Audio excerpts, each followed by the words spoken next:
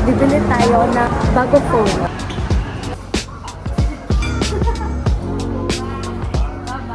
I lost my phone in Malaysia.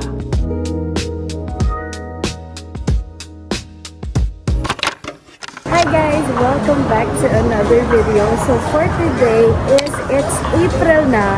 So I know yung last vlog ko is January pa yon kasi nawala ang phone ko. But we'll talk more about that later. Pero for today kasi is meron tayong dalawang special guest for today. Ito yung isa. Hi po, bibili kami ng iPhone niya ngayon. Yung isa, pakita ko sa inyo. Late. Ayun na si Venus. Ayun si Venus. Ang ganda! We are now heading sa may Esmaison Mall. Sa may Conrad, yung digital walker nila dito. Kasi wala nang stocks ng 256 gig sa may MOA. Yan ang mga kasama ko. Pakita mo yun. Mga bodyguard ko. Bodyguard na mas malambot pa. Wala ka na booking. Wala. Gago! Isasama ko to sa vlog ko. Tumatanggap kayo ng gold card? Debit. Debit. Double check na lang natin. 256 Desert Titanium. Ayun, cash card. Para wala tayong utang. Sana ang 16 Pro 2006 Desert Titanium. Ganyan siya pa ganun. Bawas.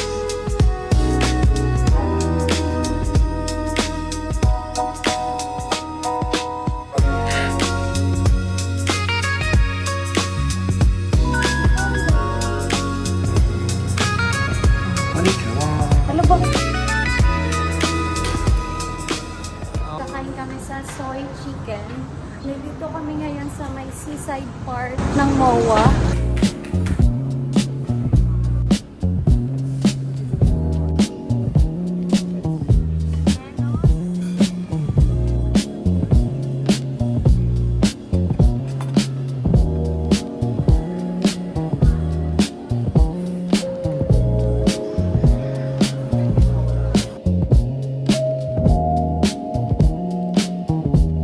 Guys, kumuha ulit kami ng bagong rice kasi ayan o, bitin sa kanila yung one platter.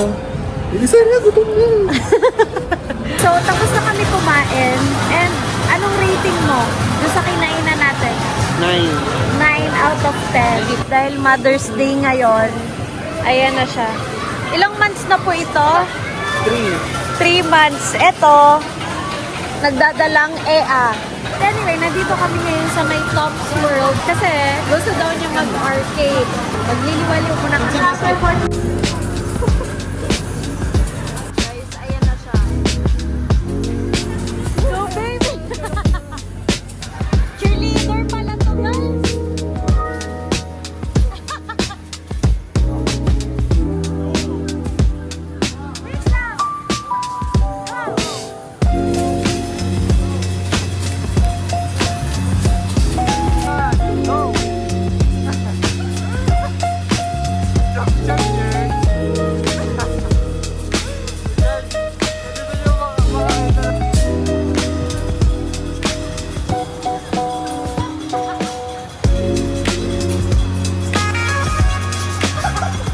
Guys, so tapos na kami sa arcade. So ngayon pumunta kami sa Parkal kasi they want to take pictures and then merienda na din siguro doon.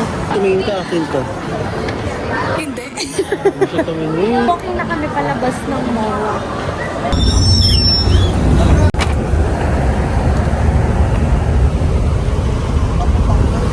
We're here na sa Parkal. Yay! So, ito na yung Parkal. Ayan. And dito yung sikat na photo spot. And ito. And yung brown. Ayan. Kanya-kanyang TikTok na. Mag-enroll kami sa Kiana D-School. Maganda to. Ito yung sasayawin namin. Okay. And if you hit the sun that gone and the back. Gone with the knees, baby, shake it to the max. DJ, please turn up the bass to the max. Please just rewind, let me shake it to the max. And if you hear the sun that gone and the back. Gone with the knees, baby, shake it to the max.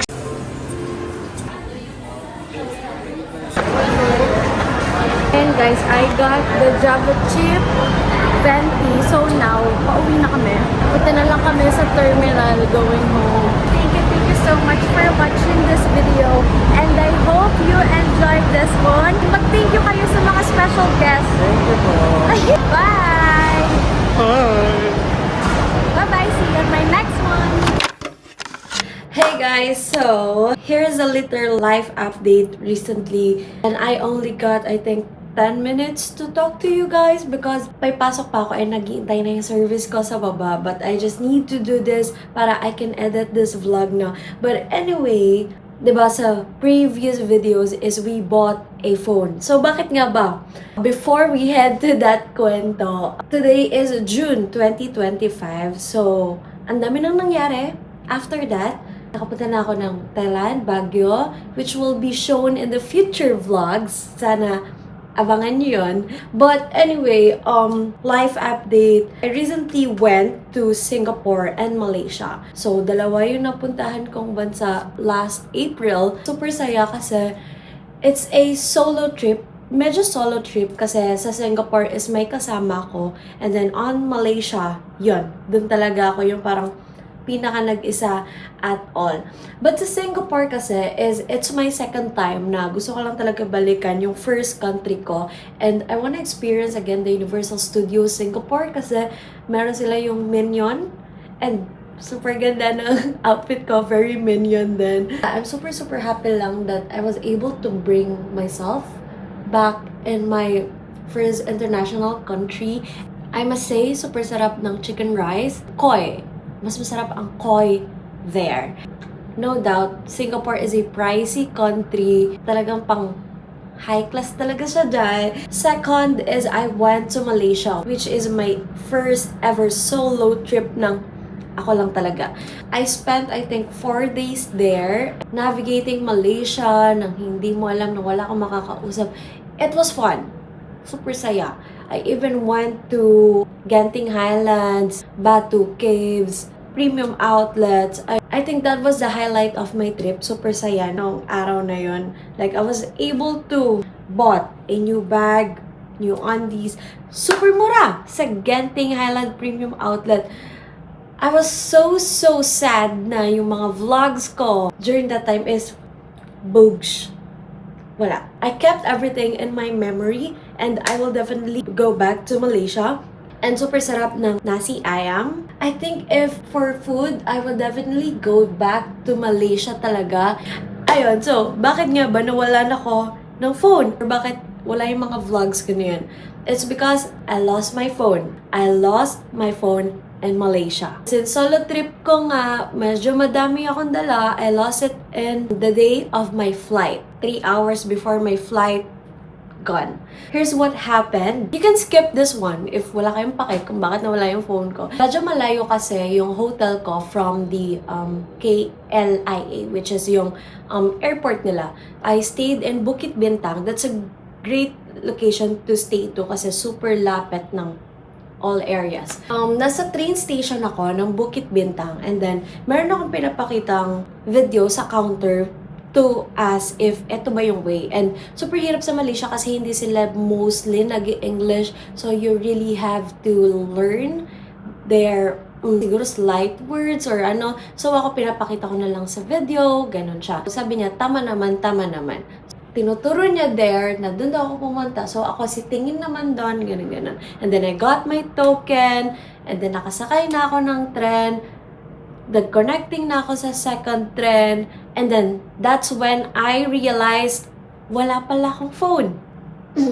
Super weird kasi I always have my phone. Lagi ako nagpo-phone. Lagi ako nakadikit sa phone ko. But during that time, talaga, parang sabi ko sa sarili ko, hala, ayoko mag-phone kasi baka mawala yung phone ko. While waiting for the train. Ganun yung sinasabi ko sa sarili ko. Tapos, nung medyo clear na yung tao, wala na yung tao, sabi ko, ay sige nga makapag-phone na ako para ma-check ko. Pero wala pala yung phone ko. So, I went back to the first station, pangalawang tren, bumalik ako doon, asking them if they can check sa CCTV kasi flight ko na din. So, if ever, baka makuha pa namin or ma-retrieve pa namin. But they want me to go to the police para ma-review nila yung CCTV.